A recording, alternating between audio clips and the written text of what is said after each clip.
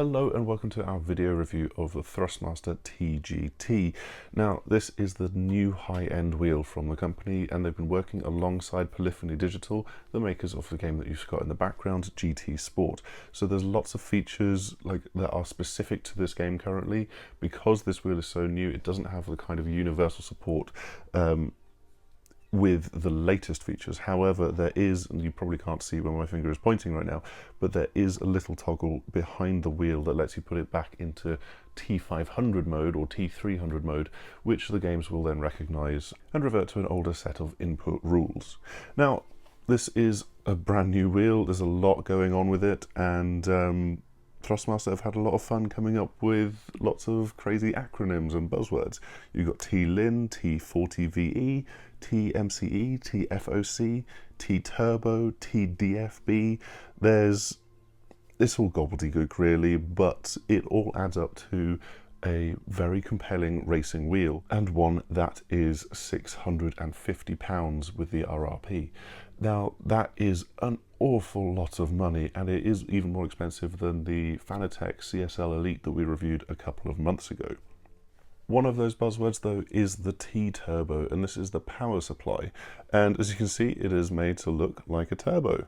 It says turbo power. I doubt there's an actual turbo in here because it is actually just supplying something like 400 watts to the racing wheel. I'm not 100% sure, but there is an interesting point to this, which is that it can array the cooling fins within this, so you don't need a fan, and it just provides solid power. It's quite a fun and cute little touch. I was actually almost expecting it to produce a turbo sound, but it doesn't. It just provides the power. Now, looking at the wheel itself, you can see that you've got a ton of PlayStation buttons. Obviously, you've got PlayStation, Option Share, L2, R2, the flappy paddles, which give a nice clickiness. They have a decent amount of pull to them as well. Those are obviously going to be L1 and R1. These PlayStation buttons here and the D-pad, they are very, very clicky.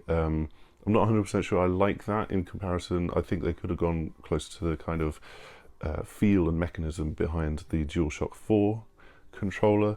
And you've also got tiny little analog sticks, which is kind of freaky and adorable, but it does mean that this wheel has got full control in escapes mode in GT Sport, which you simply don't have with any other racing wheel.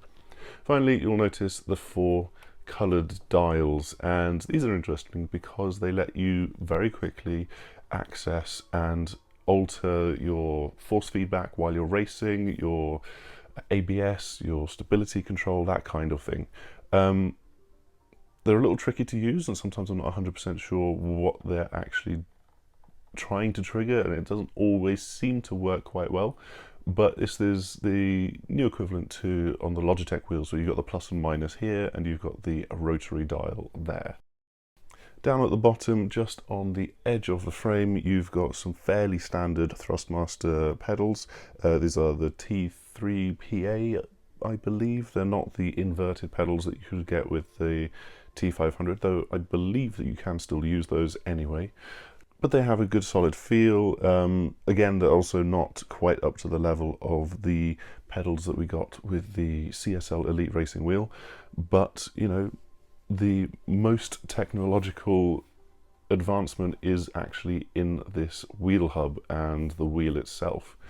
Speaking of which, this does actually feel quite lovely in hand. This is real leather, although at first touch you might disbelieve it, because they're using the same kind of incredibly heavily processed leather as you might expect to find on an Apple product with their particular in-house cases.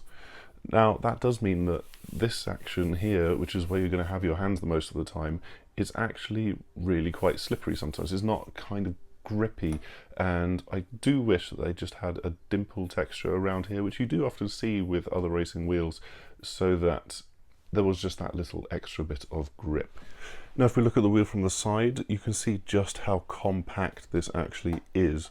It's a little bit taller, I believe, than some of the comparably expensive high-end racing wheels, but it is very compact in the depth, and it's also not particularly wide. That's another very impressive thing about this.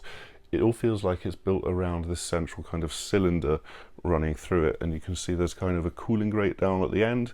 You've got cooling here through which you can see the mechanism inside, which is actually pretty cool. There's another bit of venting there, and there's a nice asymmetrical design to it as well, which is, I can't really illustrate particularly well in this video, but you'll have to trust me on that, and maybe visit the6thAxis.com to see it in photos.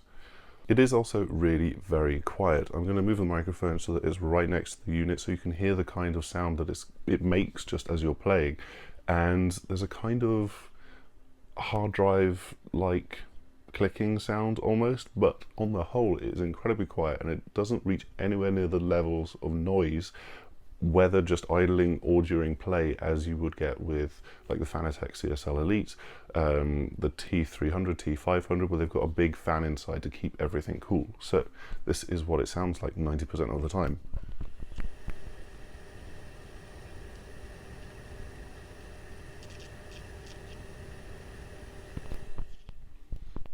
I mean, there is just this kind of clicky noise occasionally, but it's really not significant, especially if you've got headphones on, and it can even be very easily drowned out by the TV. Now, you'll have to excuse my awful driving as we go through here, but that's because I'm contorted in such a way that you can actually kind of still see the wheel as I'm playing, and not just my arm or shoulder. The wheel itself is absolutely fantastic to use. One of the very, very first things I noticed was just how brilliantly the rumble works. It is a completely different feeling to any other racing wheel that I've experienced. Because I've got the wheel stand, which is a GT Omega, but it should apply with, I did say about the driving, I'm apologising, but it should apply with any solid one-piece wheel stands such as this. It allows the wheel to channel vibrations through the wheel stand down to the pedals. So in the pedals, I can actually feel the rumble of the road underneath my feet, which is a simply staggeringly interesting and fascinating thing to happen, because it's completely unexpected for me. Additionally, there is this kind of just vibration thrumming through the wheel itself, where you get, in addition to the lateral motion of the force feedback, which takes the wheel from side to side as you're going through corners. And because of all that, it is again very, very quiet. You don't have the kind of sideways ratcheting of the wheel just to emphasize a particular curve that you're going. It doesn't shake it so much like that. I'm going to show you in a second just how stable and steady the wheel is actually. Because normally I would expect this to start like spinning back and forth from side to side, and I know that's partly just down to the stability of the vehicle, but I mean, that again, it doesn't have the same kind of seesawing effect that you get with other wheels. Again, I'm going to emphasize just how kind of slippery this leather is. I do wish there was a bit more texture to it. It is nice to hold. It is still leather, but especially as it warms up, I feel that it's not particularly grippy, and I think it could be done a little better than that. I also want to show you what the dials can actually do in game. So this particular vehicle, it's not got all of the potential options for on-the-fly assist that you might and balance that you might have in some other cars, but you've got brake balance and you got traction control, and those are the only two that you can really adjust here. So you can flick through them by clicking the yellow one, and then you can use that to just adjust things if you wish, if that's easier for you. Alternatively, you can just move the red one, that adjusts brake balance, or you can move the blue one, and that is the traction control. And the green one seems to do nothing in this vehicle, which is a Mercedes GT3 something or other. I can't remember exactly what it's called. And so now that we're into Project Cars, let's have a look here. Yep, it's correctly, with the other slider, it's correctly identified the wheel as a Thrustmaster T300 RS, because it doesn't have TGT support just yet. And let's head quickly into a standard race.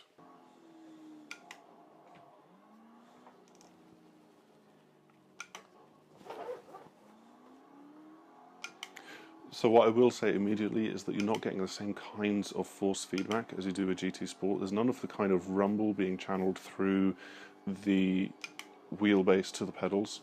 You do, of course, still have very, very strong force feedback with the kind of directional shifting that you get with a wheel. And you can kind of feel the tension of the brushless motor in there as it's just pulling back at you very, very smoothly. I'd say you can ever so slightly feel the kind of teeth of the motor, of the gearing inside the wheel as you're doing that, but you know, it's still a very, very smooth motor, and the benefits that it gives you when games do support GT mode are fantastic. And I've just spun out there.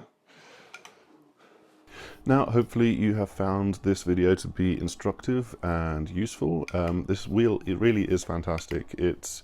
I would hesitate to say that it's worth the £650 that Thrustmaster are charging for it, but I don't know, maybe in terms of like how much it actually costs to make, yes, worth £650. In terms of what it actually offers to your driving, probably not. Once I give this back, I'm going to hand straight over to the Logitech G29, and I don't believe that this wheel is significantly improving my racing ability. It is improving the experience, but not my ability. And then it's just down to you whether, you know, maybe if you've got 650 quid floating around and you want to give it a try, then feel free to do so. But personally, it's a bit beyond what I would ever consider playing for a racing wheel. Anyway, I hope you've enjoyed this video. Please do like, subscribe, and share it with others. And maybe head over to thesixthaxis.com, where we will have a written review, which I'm assuming is going to be a bit more coherent than my rambling whilst trying to use the racing wheel itself. So hopefully we will see you again sometime soon. Goodbye!